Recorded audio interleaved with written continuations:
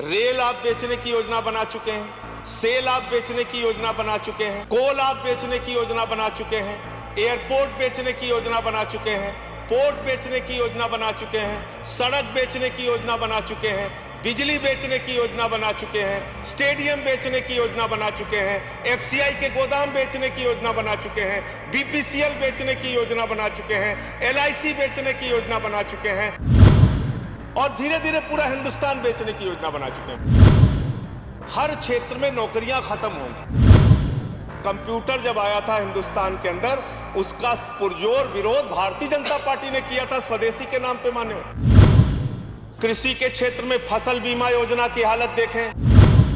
ये जो बिल है ये रास्ता दिखा रहा है। दिनों दिन सेल्फ गॉन होता जा रहा है रिलायंस ही रिलायंस।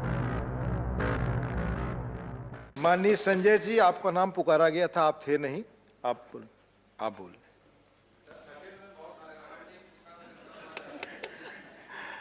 धन्यवाद महोदय, आपने इस महत्वपूर्ण विषय पे मुझे अपनी बात कहने का मौका दिया। प्लीज। नहीं, बड़ा उचित नहीं। प्लीज संजय जी, आप। सर, तमाम क्षेत्रों को निजी क्षेत्र में देने की योजना, उन क्षेत्रों में एफडीआई के नाम पे विदेशी कंपनियों को लाने की योजना, इससे जो सबसे बड़ा नुकसान है वो नुकसान है सरकारी कर्मचारी की नौकरी पाने की आस लगाए हुए उन नौजवानों की, उन छात्रों की जो जीवन भर परिश्रम करके, मेहनत करके, जिनकी एक ही कोशिश और मंशा होती है कि उनको सरकारी नौकरी मिल सके।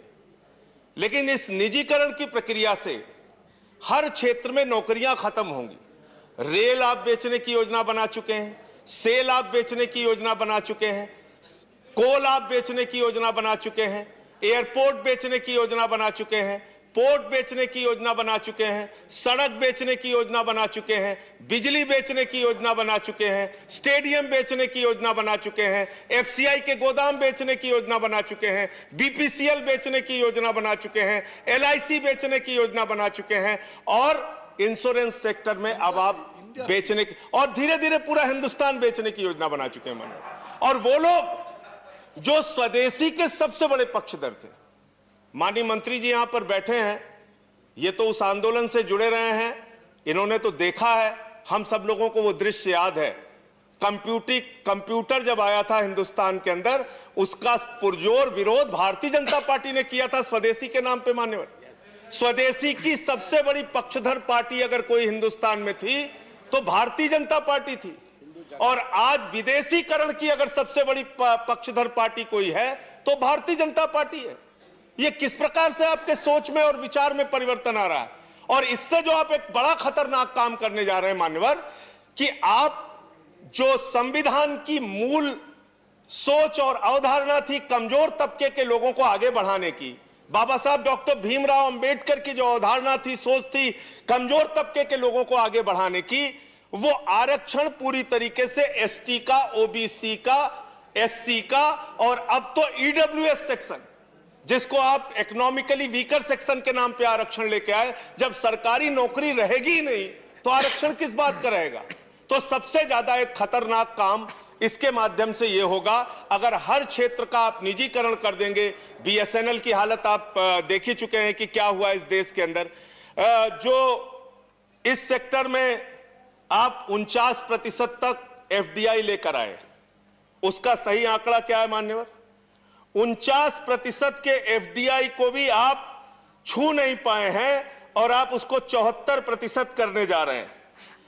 जो इस योजना के अंतर्गत अब तक जिन लोगों को फायदा पहुंचना चाहिए, अगर आप कृषि के क्षेत्र में फसल बीमा योजना की हालत देखें, आप जनधन योजना की अपनी हालत देखें, आप यहां पे तारीफ हो रही थी कि प्रधानमंत्री जी ने तमाम योजनाएं लाई जिसका लाभ जनता को हो रहा है।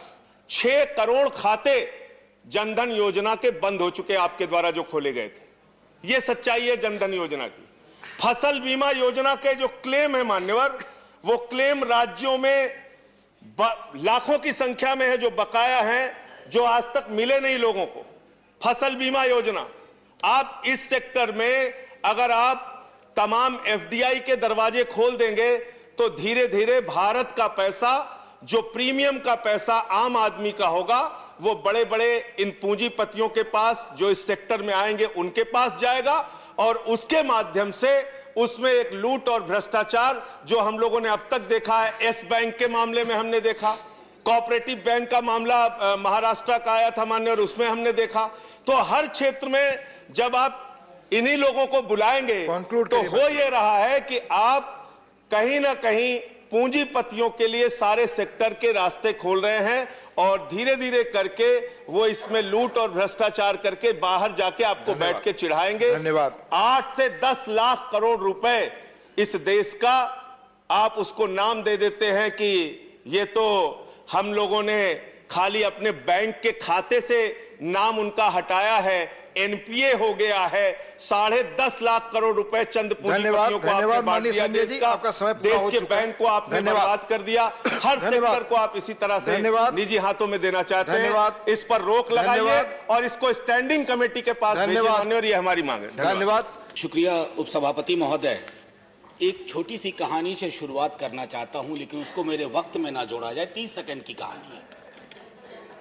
हुआ यूं सर, मेरे गांव में एक आदमी सोया हुआ था, मसहरी में सोया हुआ था, मच्छर का बहुत प्रॉब्लम है वहां। तो उसके पेट पर से एक सांप रेंगा। अचानक उसकी आंख खुली, उसने कहा सांप सांप सांप, चिल्लाने लगा। बगल से कोई आदमी आ रहे, यार क्यों चिल्ला रहे हो, काटा तो नहीं? बोला काटा नहीं, रास्ता देख गया। समझ गए माननीय उपसभापति महोदय, ये जो बिल है ये रास्ता दिखा रहा है आगे और क्या क्या होने वाला है। बहरहाल, बीते दिनों प्रधानमंत्री जी और पूरी टीम हमारे बीजेपी के दोस्तों की आत्मनिर्भरता का इन्होंने पुनः आविष्कार किया है नए तेवर के साथ।